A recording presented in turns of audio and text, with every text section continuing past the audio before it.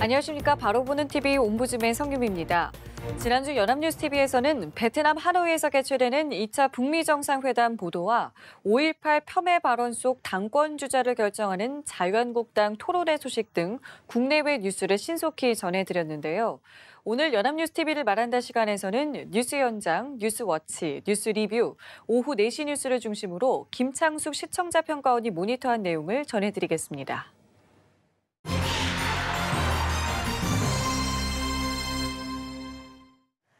지난 2월 8일 일부 자유한국당 의원들이 5.18 민주화 운동에 북한군이 개입했다고 주장해온 극우 논객 지만원 씨를 초청해 5.18 진상규명 공청회를 개최하였습니다.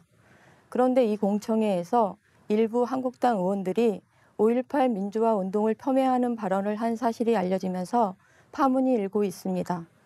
공청회를 주최한 김진태 의원과 5.18 폭동이 정치적으로 이용하는 세력에 의해 민주화 운동으로 변질됐다고 주장한 이종명 의원, 5.18 유공자를 세금을 축내는 괴물 집단이라고 비하한 김술래 의원의 징계를 둘러싸고 첨예한 대립이 이어진 한 주였습니다. 사건을 진화하려는 한국당의 노력에도 불구하고 여야 사당이 해당 의원들의 의원직 제명을 지속적으로 요구하고 있는 가운데 분노한 광주 시민들의 집회가 이어지고 있고 5.18 단체들과 시민단체들의 항의와 고발까지 더해져 오히려 논란은 더욱 커지고 있는 상황입니다. 이에 연합뉴스TV는 해당 논란에 대해 자세히 다루었는데 여야 사당이 5.18 망언에 대한 징계를 논의한 2월 11일 뉴스 현장에서는 국회 취재기자를 연결해 논의 결과를 전달하였습니다. 이날 한국당을 제외한 여야 사당 원내 지도부는 긴급 회동에 김진태, 이종명, 김순례 의원을 윤리위에 제소하고 공동행동에 들어가기로 했다고 전했습니다. 또한 각 당 대표들의 입장도 함께 전달하면서 미국을 방문 중인 더불어민주당 이해찬 대표의 해당 의원들의 망동에 대해 당장 국민들 앞에 사과하고 출당 등 취할 수 있는 모든 조치를 취하라고 한국당에 공식 요구한 메시지 내용을 전달하였습니다. 또한 바른미래당 손학규 대표는 가짜 뉴스이고 어처구니 없는 일이라면서 한국당의 역사적 인식이 보수 세력의 현재 위치를 그대로 보여줬다는 비판을 전하였습니다. 이에 한국당 김병준 비상대책위원장은 당에 부담을 주는 그런 행위는 안 했으면 좋았을 것이라고 하면서도 다른 당의 출당 요구에 대해서는 당내 문제는 당에서 고민하도록 놔두라고 방어했다고 전하였습니다. 그러나 5.18 폄훼 발언에 대한 정당 안팎의 비판이 거세지자 2월 12일 한국당 김병주 비대위원장이 긴급 기자회견을 열고 논란이 된 공청회로 마음의 상처를 입은 5.18 희생자 유가족과 광주 시민께 진심으로 사과한다며 고개를 숙였다고 뉴스워치가 전하였습니다. 또한 당 차원의 진상조사 결과 허위 주장이 명백했고 해당 의원들의 발언의 부적절성을 지적하면서 이 문제를 당 중앙윤리위원회에서 엄중히 다룰 것이며 관리 감독을 제대로 못한 책임을 물어 자신도 스스로 윤리위에 회부되겠다고 덧붙였다고 보도하였습니다. 연합뉴스TV는 5.18 단체들과 시민단체들의 반응에 대해서도 전달하였습니다. 2월 13일 뉴스 리뷰에서는 5.18 민주화 운동 폄훼 발언에 대해 국회 상경투쟁에 나선 5.18 관련 단체들의 항의 모습을 보도하였습니다. 민주평화당 최고위원회의에 초청된 5.18 유공자와 단체 관계자들은 괴물, 폭도로 매도된 데 대하여 울분을 쏟아냈으며 관련 단체 대표들은 여야 지도부를 잇따라 만나 해당 의원들의 제명과 5.18 왜곡 금지법 제정 등을 요구했다고 보도하였습니다. 자유한국당이 윤리위에 회부된 이종명 의원만을 제명하고 전당대회에 출마한 김진태, 김술래 의원 징계는 유예하기로 하자 2월 14일 뉴스 리뷰에서는 시민단체들이 잇따른 기자회견을 통해 자유한국당의 해산을 촉구했다고 전했습니다. 한국진보연대와 5.18 민주화운동 부상자회, 불교인권위 등에서 문제위원 3명 중 1명만 제명 처리한 한국당의 징계는 국민을 기만하는 꼼수라고 비판했다고 보도하였습니다. 16일에는 광주 금남로에서 자유한국당 3인 망원 의원 퇴출과 5.18 역사 왜곡 처벌법 제정을 위한 광주 범시민 걸기대회가 열렸는데 뉴스16에서는 현장에 나가 있는 취재기자를 연결해 현장 모습을 보도하였습니다. 취재기자는 5월 단체를 비롯한 광주 지역 시민사회 등 110여 개의 단체가 광주 범시민운동본부를 구성하여 이번 사태에 공동 대응하고 전국적인 투쟁을 펼치기로 했다고 전했습니다. 이날 집회에는 주최 측 추산 약 1만 명이 모인 것으로 추산되는데 23일에는 서울에서 범국민대회를 열어 5.18 왜곡 근절 분위기를 전국으로 확산시켜 나갈 계획이라고 밝혔다고 전했습니다. 또한 같은 시간 금남로에서는 보수단체의 맞불 집회도 열리고 있으며 회원 70여 명이 5.18 민주화 운동 유공자 명단 공개를 촉구하고 있다며 현장의 모습을 전달하였습니다. 5.18은 우리나라 역사에서 매우 의미 있는 사건이기 때문에 이를 어떻게 정의하느냐는 우리 국민 모두에게 중요한 사안입니다. 특히 역사에 대한 다양한 해석의 가능성에 대해 언급되는데 자유로운 의견 개진과 토론을 통해 보편적인 역사적 평가를 도출하고자 한다면 국민들의 의견은 무엇보다 중요하게 고려되어야 합니다. 따라서 국민들이 5.18 민주화 운동을 바라보는 보편적인 시각이 어떠한지, 이 사건에 대한 국민들의 의견은 어떠한지 등을 보여줄 수 있는 설문조사 결과 등이 제시됐다면 좋은 정보가 되었을 것입니다. 이 사건은 시간이 지날수록 해당 의원의 징계 여부를 넘어 역사 왜곡 처벌 특별법 제정, 5.18 유공자 명단 공개 등 민감한 이슈를 중심으로 날선 이념 대립으로 치닫고 있는데 일각에서는 이런 논쟁이 내년 총선 결과에까지 영향을 미칠 것으로 예상하고 있습니다. 따라서 논쟁이 격화될수록 정치권은 각자 자기 주장하기 바쁜 모습을 보일 가능성이 있는데 연합뉴스TV가 관련 뉴스마다 국민들의 의견을 파악하고 전달함으로써 여론의 향방을 상기시켜주는 채널이 되기를 기대해 봅니다. 2월 13일에는 음주운전으로 윤창호 씨를 숨지게 한 박모 씨에 대한 1심 선고가 있었습니다. 앞서 검찰이 박 씨에게 징역 10년을 구형한 가운데 선고 결과에 대해 사회적 관심이 집중되었는데 2월 13일 뉴스 현장에서는 재판부가 박 씨에 대해 1심에서 징역 6년을 선고했다고 전했습니다. 부산지법 동부지원은 윤창호 씨의 가해 운전자 박모 씨에 대해 업무상 주의 의무를 위반한 정도가 매우 중하고 결과 역시 참담하다고 중형을 선고한 이유를 밝혔다고 보도하였습니다. 앞선 재판에서 박 씨 측은 사고 원인이 옆자리 동승자와의 애정 행각임을 강조하며 음주운전을 가중처벌하는 법이 아닌 단순한 부주의로 인한 교통사고 처리 특례법이 적용돼야 한다고 주장하였는데 이 같은 주장을 한 이유는 형량이 징역 1년 안팎으로 줄어들 수 있기 때문이라고 설명하였습니다.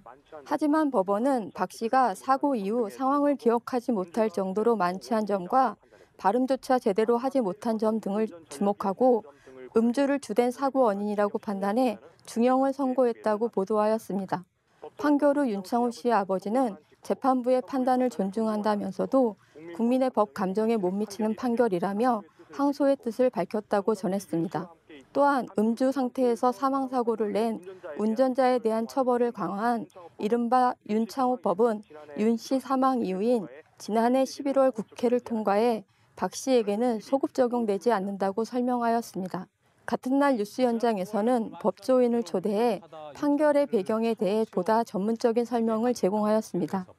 김영주 변호사는 법원이 판결 당시 양형 기준을 벗어나지만 음주운전을 엄하게 처벌해야 한다는 사회적 합의가 형성되어 있기 때문에 이런 처벌을 내리게 되었다고 부가 설명을 할 만큼 징역 6년은 양형 기준상 행위 사실에 비해 중형에 해당된다는 것을 설명하였습니다.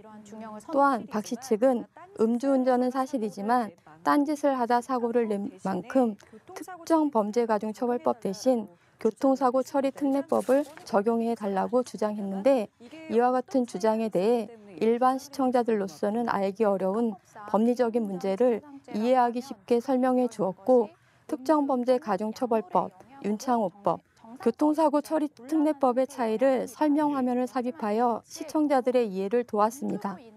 하지만 윤창호법 시행에도 불구하고 음주운전으로 인한 사망사고가 끊이지 않고 있습니다. 2월 17일 뉴스 18에서는 부산 해운대에서 발생한 음주운전 사망사고에 대해 보도하였습니다. 성체를 알아볼 수 없을 정도로 찌그러져 있는 사고 차량 모습이 담긴 사건 현장을 보여주며 사고 당시 상황이 얼마나 처참했는지 짐작할 수 있다고 보도하였습니다. 사고는 17일 새벽 1시 40분쯤 부산 해운대구의 한 아파트 출입구 근처에서 발생했는데 40대 A씨가 몰던 흰색 승용차가 택시를 정면으로 들이받은 후 약 800m를 달아나다 도로에서 폐지를 줍던 70대 여성을 치어 사망케 했다며 사고 경위를 설명하였습니다. 일반적으로 사건, 사고 보도의 경우 후속 보도가 되지 않는 경우가 많은데 연합뉴스TV는 보도한 사건들의 이후 피해자 상황은 어떠한지, 가해자 처벌은 어떻게 이루어졌는지 등의 추후 보도를 통하여 음주운전의 심각성을 각인시키고 처벌이 적절하게 이루어졌는지 감시하는 역할을 했으면 합니다.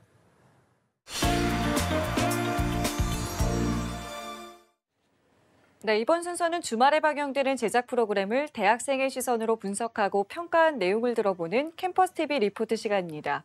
이번 주는 이화여자대학교 교육공학과의 김경환 학생 나와 있습니다. 안녕하세요. 안녕하세요. 자, 지난주에 어떤 프로그램 모니터하셨나요?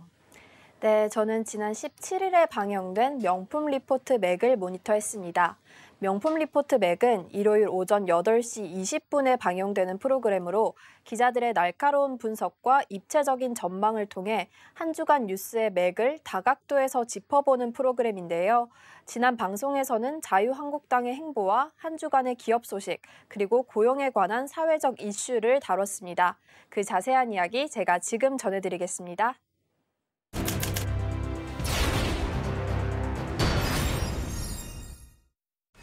첫 번째는 정치적 이슈를 다루는 정윤섭 기자의 여의도 풍향계였습니다.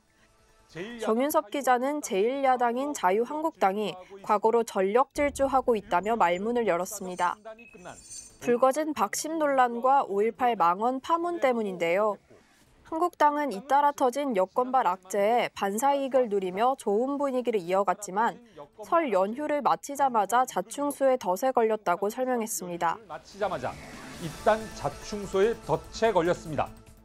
한국당 일부 의원들이 극우 논객 지만원 씨를 초청해 개최한 공청회에서 5.18을 폄훼하고 또 5.18 유공자를 모독하는 발언을 쏟아낸 것이었습니다. 5.18을 폄훼하고 5.18 유공자를 모독하는 발언이 쏟아진 겁니다. 한국당을 제외한 여야 4당은 해당 발언을 한 김진태, 이종명, 김술래 의원의 국회 퇴출을 추진했고 5.18 단체들은 망언 3인방의 의원직 제명을 촉구하며 국회 농성에 들어갔습니다. 그러자 자유한국당 김병준 위원장이 5.18 희생자 유가족과 광주 시민들께 당을 대표해 진심으로 사과의 말씀을 드립니다. 라며 뒤늦게 수습했지만 거센 후폭풍은 이어졌다고 하는데요. 이에 한국당은 이종명 의원을 당적에서 제명하기로 했지만 김진태, 김술래 의원에 대한 징계는 유보했다고 합니다. 이 같은 한국당의 조치에 여야 4당은 꼼수라고 비난했고 한국당에 대한 비판적 여론이 고조되면서 당 지지율이 10%대로 떨어지는 결과를 낳았다고 분석했습니다. 성찰 없는 과거로의 역주행은 미래를 지워버린다며 한국당이 과거에서 벗어날 이유도 여기에 있다는 것을 강조하면서 여의도 풍향계가 마무리됐습니다. 지금까지 여의도 풍향이었습니다. 이어서 주간 기업 기상도에서는 쨍하고 해가 뜬 맑은 기업과 큰 파도를 만난 흐린 기업을 김종수 기자가 소개했는데요. 첫 번째 맑은 기업으로는 신한금융이 등장했습니다. 신한금융은 3조 원이 넘는 순이익을 내며 금융그룹 1위를 되찾았다고 합니다. 3조 1,567억 원입니다. 하지만 본 이익 증가의 주요 원인은 대출 이자 때문이라고 하는데요. 이는 은행의 순이자 마진이 증가된 결과라며 이익 창출의 방식이 달라졌으면 한다고 언급했습니다. 다음으로는 CJ 엔터테인먼트가 등장했습니다. 3년 전 매각에 실패했던 CJ 헬로를 이번에 LG U+에게 8천억 원에 팔기로 했다고 합니다. 3년 전 같은 장애물은 없는 상황입니다. CJ는 정체된 사업을 팔게 되고 또 LG는 가입자가 느는 서로에게 좋은 효과를 내는 일이라고 평가했습니다. 이후엔 흐림 기업에 대한 이야기도 들을 수 있었는데요. 첫 번째 흐림 기업에는 이마트, 롯데마트와 같은 대형마트들이 꼽혔습니다. 대형마트들은 온라인과 편의점의 성장세에 매출이 7년째 하락하고 있는 상황이라고 전했습니다. 10년 전에는 대형마트의 급증이 전통시장과 골목 상권을 줄인다는 우려가 있었는데요. 이제 상황이 역전돼서 작년 대형마트 매출이 2.3% 줄었다고 합니다. 요즘엔 1인 가구, 또 맞벌이 가구가 늘면서 온라인 쇼핑과 편의점에서 생필품과 먹거리를 많이 구매하는데요. 마트엔 중장년층만 간다며 대형마트의 하락세를 강조했습니다. 다음으로는 한국전력이 등장했는데요. 올해 천문학적 적자가 예상된다며 연초부터 비상경영에 돌입했다고 합니다. 예상 적자는 무려 2조 4천억 원이라고 하는데요. 원전의 안전 강화와 신재생에너지 의무 공급 탓에 전기 사오는 값이 올랐기 때문이라고 합니다. 이를 해결하기 위해 다양한 요금제를 도입하고 가정마다 4천 원씩 해주는 요금 공제를 없애는 것으로 적자를 1조 원 이내로 줄일 계획이라고 합니다. 다음은 고용시장의 정규직화를 다룬 뉴스프리즘이었습니다. 2017년 7월 정부가 공공부문의 정규직화에 대한 가이드라인을 발표한 이후 지자체와 공공기관의 정규직화가 본격적으로 추진되었다고 합니다. 본 예시로 수원시의 정규직 임용에 대한 이야기를 했는데요. 수원시는 비정규직 직원 414명에 대해 정규직 전환을 완료한 상태라고 합니다. 공공부문에서 정규직 전환이 결정된 비정규직 노동자는 17만 6천여 명으로 당초 목표였던 20만 5천여 명의 85.4%에 해당한다고 합니다. 목표치였던 20만 5천 명의 85.4%에 달합니다. 일부 공공기관에서는 이미 정규직 전환이 완료됐고 정부는 내년까지 당초 목표대로 정규직화를 끝낼 계획이라고 합니다. 끝낸다는 계획입니다. 이처럼 공공부문이 정규직화를 선도하고 있지만 민간 부분에서는 이 같은 방안을 그대로 적용하기 어렵다고 언급했습니다. 공공부문처럼 예산을 활용할 수도 없는 데다가 민간 부분의 규모가 훨씬 크기 때문인데요. 상태에서 사람을 뽑고 거기에 대한 성과에 따른 정부는 현재 이러한 민간의 비정규직 노동자 처우를 개선하기 위해서 기간제법 개정 등 여러 방안을 준비 중이라고 밝혔습니다. 공공부문에서 정규직화가 활발하게 이루어지고 있는 만큼 해당 목표치를 달성하고 또 이에 힘입어 다양한 정책을 추진하여 민간 부분에서도 비정규직이 줄고 또 고용 환경이 개선되기를 바랍니다. 네, 모니터한 내용 잘 봤습니다. 김경환 학생은 세 가지 코너 중에 어떤 게 가장 인상 깊었나요? 네, 저는 고용시장의 정규직화를 다룬 뉴스프리즘이 가장 인상 깊었는데요. 공공부문에 있어서는 정규직 전환의 목표치를 대부분 달성했다는 점에서 대단하다는 생각이 들었습니다. 또 이러한 공공기관을 따라 민간 부분에서도 정규직 전환 등 다양한 고용시장 개선 방안이 이뤄져서 노동자들의 삶이 더 나아졌으면 합니다. 네, 알겠습니다. 지금까지 이화여자대학교 교육공학과의 김경환 학생이었습니다. 말씀 고맙습니다. 감사합니다.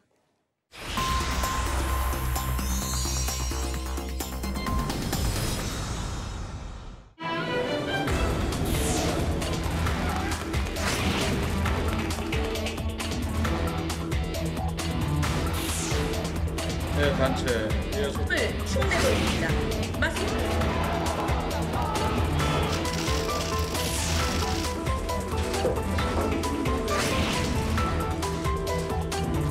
가장 강력한 조치라는 것은 제명을 해서 국회에서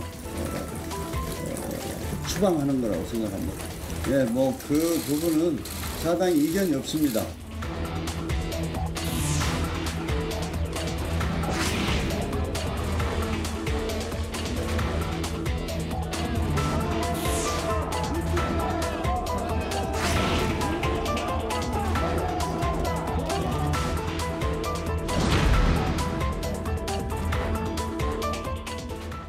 네, 자유한국당 소속 국회의원들이 개최한 공청회에서 5.18 민주화 운동을 폄훼하는 발언이 나온 것을 두고 파문이 커지고 있습니다. 여야 4당과 시민단체 사이에서 비판이 거세지고 있는 가운데 이를 계기로 5.18 폄훼, 왜곡자에 대한 처벌법 제정을 촉구하는 목소리도 높아지고 있는데요. 오늘 TV와 비평 시간에는 이 5.18 폄훼 발언 논란에 대해서 우리 언론에서는 어떻게 보도하고 있는지 자세히 알아보도록 하겠습니다. 오늘 동아방송예술대 방송보도제작과의 정은희 교수 나오셨습니다. 안녕하세요. 안녕하십니까. 자, 먼저 지금 논란이 되고 있는 이 5.18 발언이 어디서 어떻게 나오게 됐는지 먼저 짚어보고 싶고요. 네. 자, 여기에 대해서 우리 언론은 또 어떻게 보도하고 있는지도 말씀해 주시죠. 네. 정말 당황스러운 사건입니다. 자유한국당의 김진태, 이종명, 김순례 세 의원이 5.18 관련 망언을 하면서 논란의 중심에 섰습니다.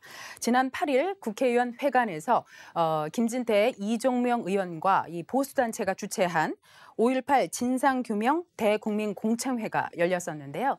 이 자리에서 발표자로 나선 지만원 씨가 이 5.18은 북한 특수군 600명이 개입된 게릴라 전쟁이라고 발표를 하면서 북한 개입설을 주장을 했습니다. 여기에 이종명 의원과 또 김순례 의원의 발언도 문제가 됐는데요. 이종명 의원은 축사에서 폭동이 민주화 운동으로 변질이 됐다면서 이제 뒤집을 때가 됐다라고 언급을 했고요. 또 김순례 의원은 종북 좌파들이 판을 치면서 5.18 유공자라는 괴물 집단을 만들어내 우리 세금을 축내고 있다라는 발언을 했습니다. 김진태 의원은 이 5.18만큼은 우파가 물러서서는 안 된다라고 또 언급을 했죠. 이런 발언에 대해서 대통령 그리고 정치계뿐만 아니라 지자체, 지역의회, 또 5.18 관련 단체, 시민단체까지 비난을 쏟아내고 있습니다. 이런 상황에서 논란이 커지자 자유한국당은 지난 14일 이종명 의원의 제명을 결정을 했습니다. 그러나 김진태, 김순례 의원에 대해서는 제명을 유예해서 비판이 이어지고 있습니다. 문재인 대통령은 18일 5.18 망언과 관련해서 국회가 스스로를 부정한 망언이라고 비판을 했습니다. 여기에 정치권 역시 요동을 치고 있는데요. 5.18 관련 망언에 대해서 여야 4당들은 일제히 규탄의 목소리를 내고 있습니다. 15일 국회에서 여야 4당 의원 143명은 토론회를 열었는데요. 5.18 망언과 또 극우 정치를 어떻게 극복할 것인가라는 토론회를 통해서 한국당의 3명의 의원을 제명하기로 제명 의지를 확고히 했습니다. 5.18 관련 단체 대표단 역시 13일 국회를 항의 방문했고요.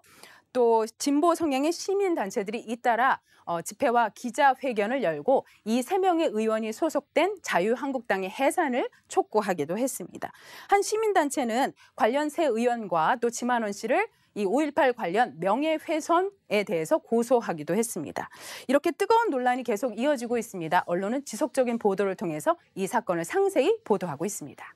네, 짚어주신 한국당 윤리위 결정과는 이제 별개로 네. 한국당을 제외한 여야 4당은 해당 의원 3명에 대한 의원직 제명 추진에 이제 공조하기로 합의를 했는데요. 네. 이 징계를 둘러싼 논란에 대해서 지금 언론은 어떻게 보도를 하고 있었습니까? 네. 앞서도 말씀을 드렸다시피 한국당을 제외한 여야 4당의 의원들은 이 3명의 의원에 대한 제명 의지가 확고합니다. 또한 시민단체들도 이 세 의원에 대한 제명을 촉구하고 있는 상황입니다. 이에 대해서 중앙 일간지 역시 평소와 다르게 보수 진보 성향 가릴 것 없이 이번 5.18 관련 발언에 대해서는 망언이라는 반응을 보이고 있습니다. 그러나 언론사 별로는 보도량은 다소 차이가 납니다. 동아일보, 조선일보는 상대적으로 다른 언론사에 비해서 보도량이 적습니다. 기사 논조를 보면 진보 성향의 경향신문은 망언 3인 징계 출발부터 물타기 식물 윤리 대자비라는 제목의 사설을 보도했습니다. 새 의원의 의원직 제명까지는 첩첩산중이라면서 이 제명을 결정하고 국회 본회의에서 재적 의원의 3분의 2가 동의를 해야 제명이 확정이 되는데 과연 그렇게 될지 의문이 간다라는 보도였습니다. 왜냐하면 한국당 내에서 제명에 반대하는 기류가 강해지고 있기 때문이라고 보도했습니다. 국회 윤리특위가 식물윤리특위라는 오명을 씻을지가 관심사라면서 20대 국회 들어서 윤리특위에 제출된 이 의원 징계안은 총 29건이지만 실제로 징계가 이루어진 것은 없다라고 보도를 했습니다. 조선일보는 제명 의결, 이종명 의원 실제 제명까진 산 넘어 산이라는 제목의 사설에서 제명 절차를 설명을 하고 이 의원의 제명안이 의총에서 통과될지는 불투명하다고 보도를 했습니다. 당내에서 해당 공청회에 제기된 북한군 침투설 그리고 또 5.18 유족 폄훼 발언 등에 대해서는 비난 여론이 높지만 제명은 지나친 것이 아니냐라는 동정론도 일부 있기 때문이라는 보도였습니다. 또한 이 의원이 설령 출당되더라도 이 의원직은 유지될 가능성이 높다는 보도를 했습니다. 한겨레는 징계 0, 국회 윤리위, 이번엔 5.18 망언 3인방 1벌 100개 할까라는 제목의 보도에서 빈손 상임위로 불리던 국회 윤리특별위원회가 반합법적 망언을 쏟아낸 새 의원을 제대로 처리할 수 있을지 주목된다고 언급을 했습니다. 중앙일보는 새 의원의 의견을 보도를 했습니다. 제목만 보면 김순례 일부 단어 때문에 공격받아 국회 윤리특위 3인 망원 3인방 징계 논의, 징계유예 김진태, 이종명 안타깝다 등의 기사를 보도했습니다. 네. 자, 그리고요. 이번에 이러한 이제 논란이 불거지자 왜곡된 역사 인식을 바로잡기 위한 법 개정이 필요하다라는 목소리도 나오고 있습니다. 네. 자, 여기에 대해서 보수 진보 언론은 어떻게 보도를 하고 있었습니까? 네. 실제 이번 사태가 불거진 이후에 이런 표현의 자유라는 이름으로 자행이 되고 있는 악의적 역사 왜곡을 막기 위한 홀로코스트 부정처벌법 제정에 대한 움직임이 있습니다. 이미 독일, 오스트리아 등 많은 유럽 국가에서는 나치가 유태인을 학살한 것에 대해서 부정 표현을 했을 시 형사 처벌할 수 있는 근거를 마련하고 있습니다. 이에 우리도 한국판 나치법 또 홀로코스트 부정처벌법을 만들자는 움직임이 생기고 있는 것이죠. 실제로 여론조사기관인 리얼미터에서도 이 역사 부정죄 처벌법에 대한 여론조사를 실시를 했는데요. 응답자 중 56.6%가 제정이 필요하다라고 응답을 했고 33%는 불필요하다라고 언급을 했습니다. 5.18 광주 민주화운동이 북한군의 소행이라는 지만원 씨의 주장은 이미 오래전에 허위사실로 판명이 났습니다. 박근혜 정부 시절인 지난 2013년에 대법원이 5.18 단체가 낸 명예훼손 손해배상 소송에서 지 씨의 명예훼손성 발언이 주장이 인정돼서 유죄를 확정하고 손해배상 판결을 했습니다. 이러한 배경으로 볼 때 법 제정에 대한 관심이 높아지고 있습니다. 한겨레는 한국판 홀로코스트 부정처벌법을 만들 때 됐다라는 제목의 보도에서 학계와 시민사회 등에서 이번 기회에 북한군 개입설 등 5.18을 폄훼, 왜곡하는 행위도 처벌할 수 있게 법적인 방안을 마련해야 된다는 목소리를 높이고 있다라고 언급을 했고요.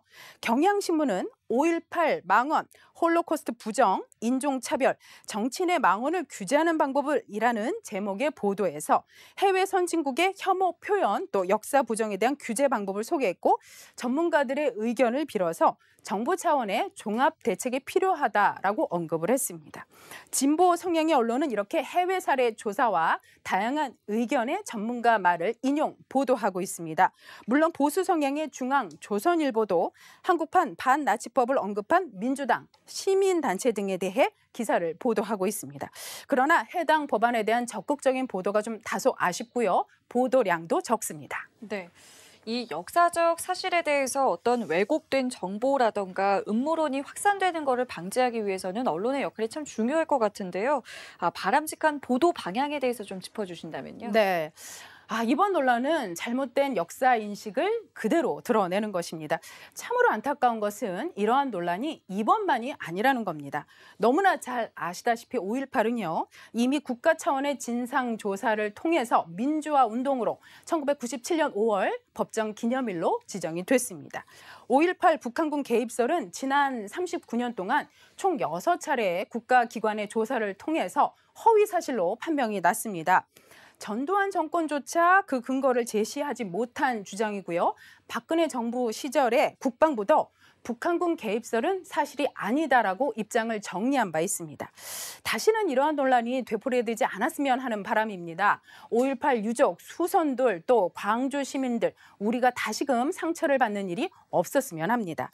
우리가 흔히 잘못된 이야기가 확산될 때 가짜 뉴스를 언급을 합니다. 이 가짜 뉴스의 전파 속도는 진짜 뉴스보다 6배가 빠르다는 MIT의 연구 결과도 있습니다. 그러니까 이전에 이전에 거의 들은 적이 없는 호기심이 생기는 뉴스이기 때문입니다.